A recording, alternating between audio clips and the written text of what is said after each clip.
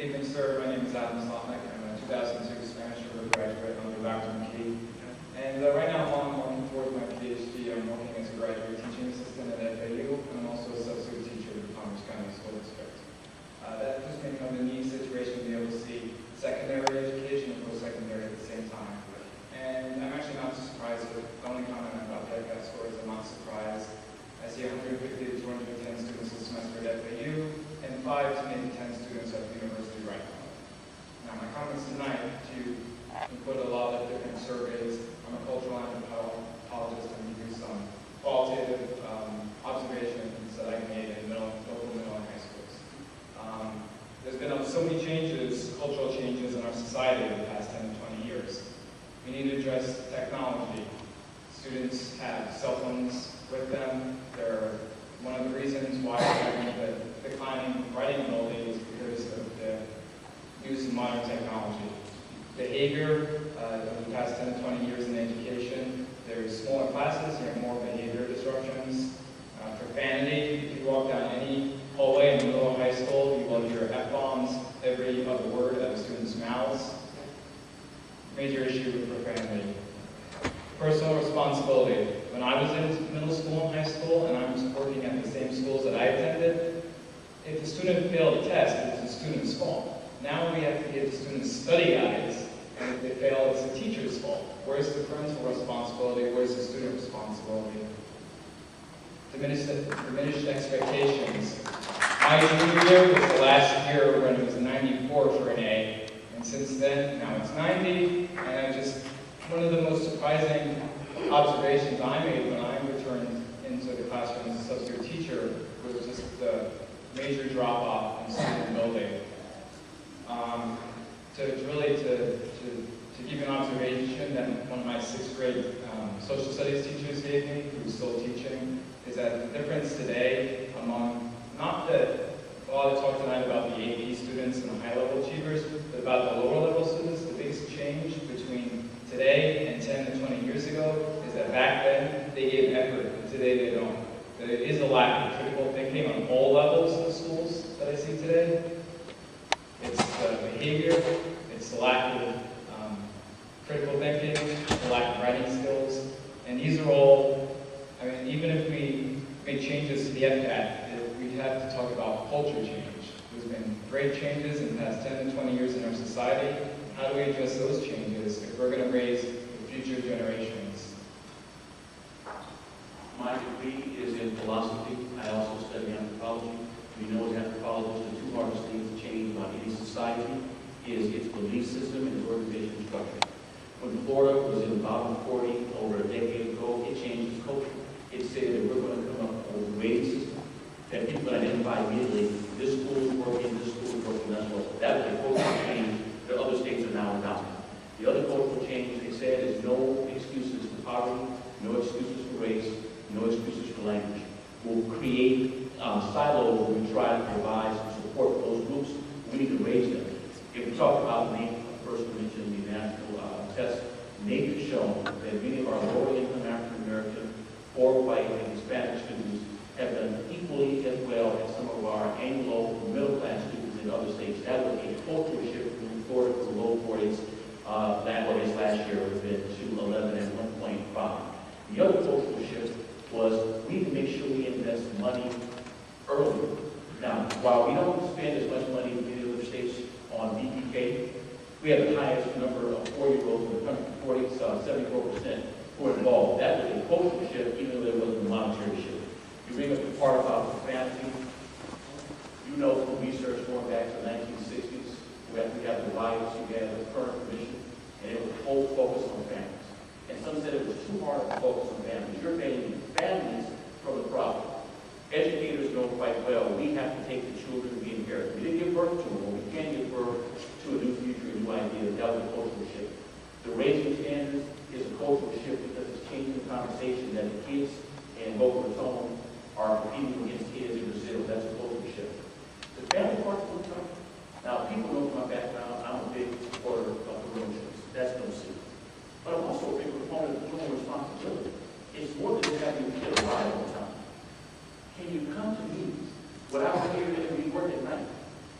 10 parents are all working at night. Why don't one of you talk to your boss? I would make a phone call or write a letter to say, we have a PTA meeting.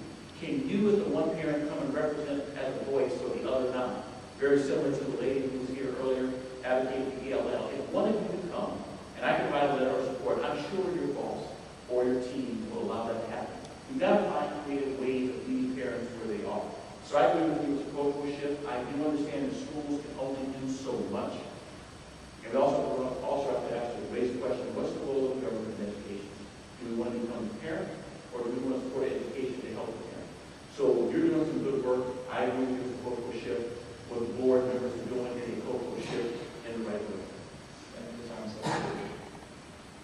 I'm Anderson, I'm a teacher at Lincoln Park Academy in Fort Pierce. We were also ranked in the top 30 in U.S. News and World Report this week.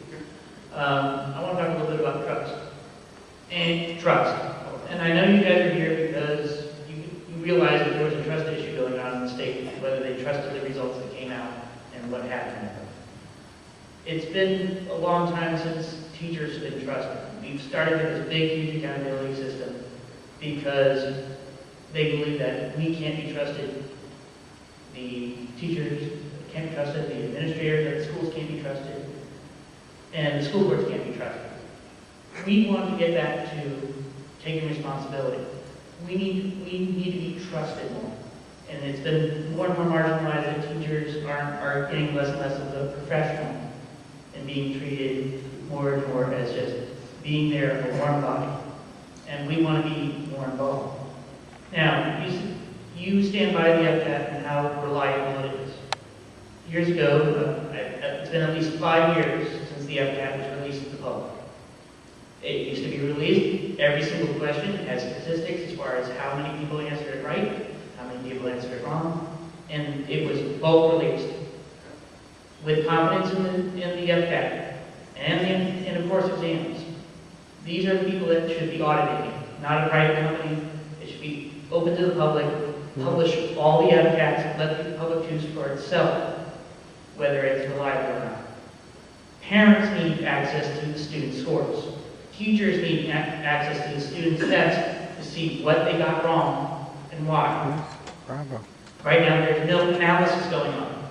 You're a grader on writing. Well, what went wrong? Parents can't see what the student wrote. Teachers can't see what the student wrote. There's no analysis going on. If we're having testing, we need to have analysis. And right now, that's not happening. Now, testing is okay. Just because we have testing doesn't need to be high stakes. You mentioned in Finland, they don't have high stakes testing. And they're one of the highest achieving kids.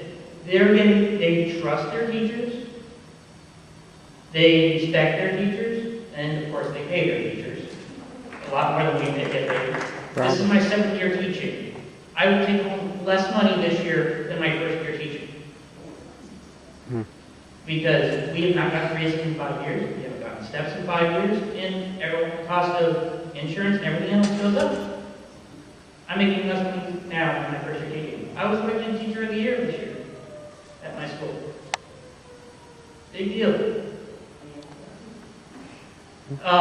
So I just want to make sure that if we're going to have more responsibilities, if we're going to be held more accountable, we need the Department of Education to hold itself responsible, hold the parents accountable, and so they are able to see what's going on in the classroom. If all the parents get is a number, there's no accountability, there's no analysis. We cannot improve ourselves unless we know what's going wrong.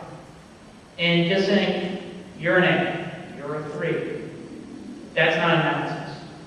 That's not feedback. There's no reason why parents can't have access to their FCAT scores, can't have access to their to questions, can't have access to the writing.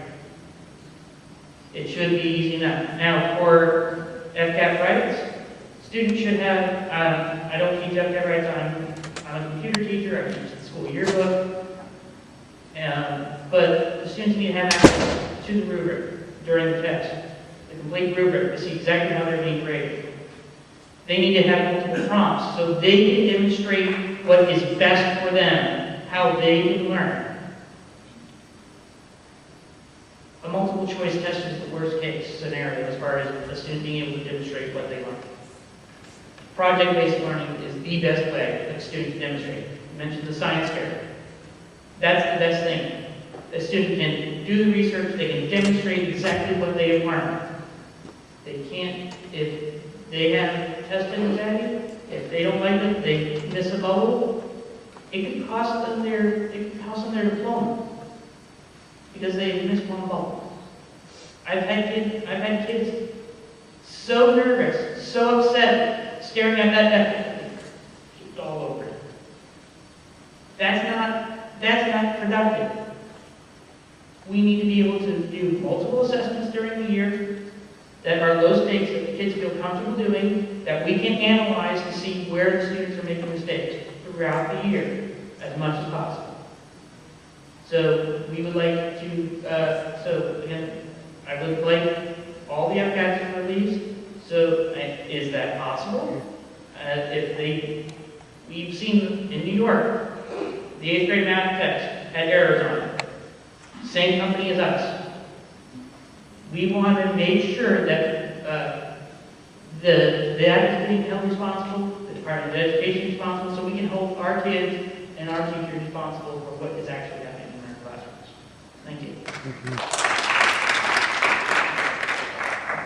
One quick word. First of all, let me just say we now do get a complete disc that has all the essays that were written by our students from the previous year and how they were graded. So that's helped us immensely as far as teachers, educators evaluating that system. So we're thankful for that. It's something I know we've requested, and from a validity standpoint, the test would no longer be valid to the same degree if the answers were released or the questions were released to the public. Every year they would be charged with the expense of reconstructing and renorming the test, which would be an exorbitant expense, I know, for our state, and something that they just can't do.